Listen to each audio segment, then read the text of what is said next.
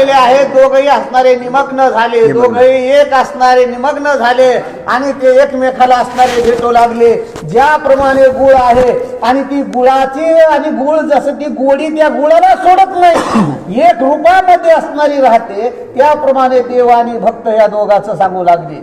तया सुखाचे जाणते तुझे पण कैसे आपण पाहते, टकमक झाले सकळाते चेतविते ते कोण कोण. सांगितलं हे दोघही आहेत. देव देव रूपामध्ये देव रूपाला विसरला, भक्त भक्ताला विसरला, सगळे असणारे पाहू लागले.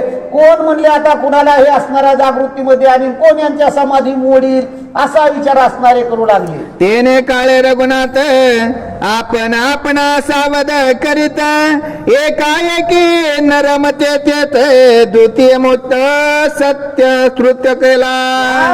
असणारा एकाएकी तो असणारा भगवान परमात्माचा आहे. भगवान परमात्म्याला सगळं कळत, पण ह्या देवासाठी ह्या भक्तासाठी याच्या तुमच्या आमच्यासाठी तो असणारा अवतार घेतो, नवीन सोंग करतो.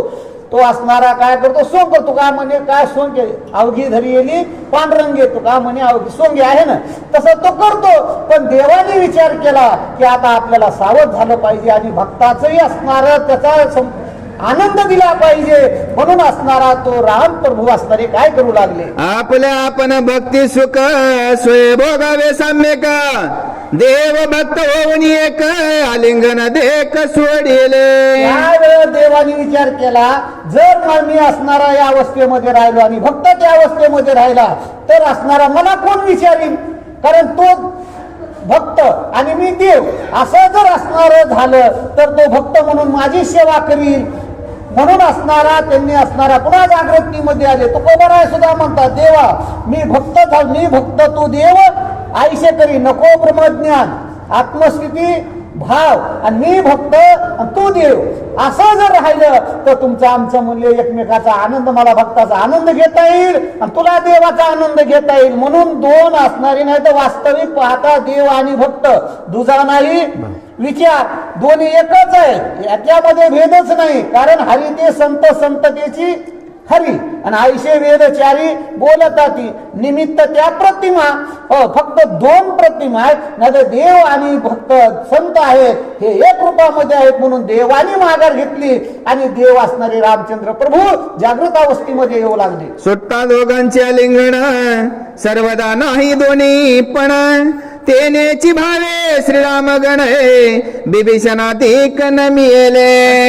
असणारे देव आणि भक्ताचं आलिंगन होतं, हे सोडलं प्रभू रामचंद्रानं, बाजूला झाल्यानंतर त्या ठिकाणी अनेक संत होते, बिभीषणजी होते आणि सगळे असणारे आहेत. त्यांनी असणार त्यांचं दर्शन घेतलं म्हणून सांगतात, जे सुखराम भेटीशी इतर आलिंगन तेने भावेशी, सर्वता भेद मानसी न देशे बुद्धीशी एकत्वे. सांगू लागले दर्शन घेतलं, विभीषणने घेतलं. सगळे जे आहेत त्या भारद्वाज आहेत ते असणारे कोण, रामचंद्र प्रभू आहेत, सगळे आहेत, एकमेकाला असणारे दर्शन घेऊ लागले.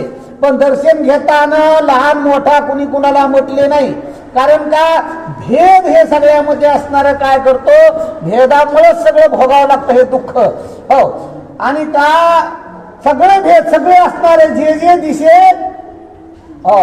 रूप ते मानिजे भगवंत, जे असणार रूपामध्ये सगळ्या ठिकाणी रामच आहे असं जाणून असणारं दर्शन घेतलं असं असणारे सांगू लागले. श्रीराम आणि सौमित्र दान सुग्रीवादी बिभीषण हनुम्या सहित वानरगण आलिंगिले श्रीराम भावे.